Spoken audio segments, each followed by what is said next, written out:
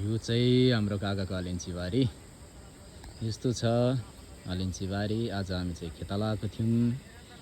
फाड्दा हात पनि गल्यो। ठिकै छ, तर भित्र बिरुवा राम्रै रहेछ। यतिको अलैँची राम्रै मान्नुपर्छ है। यस्तै हो गाउँले जिन्दगी, काम गर्नै पर्यो। तपाईहरुकोतिर कस्तो छ? हाम्रोतिर चाहिँ यस्तो छ अलैँची बारी। यता हाम्रो काका भाइ अनि एकजना हाम्रा साथी चाहिँ अलिकति आज चोट लागेर आराम गर्दै हुनुहुन्छ। अब हेरौँ फेदमा कस्तो फल रहेछ, हेर्न जाउँ है।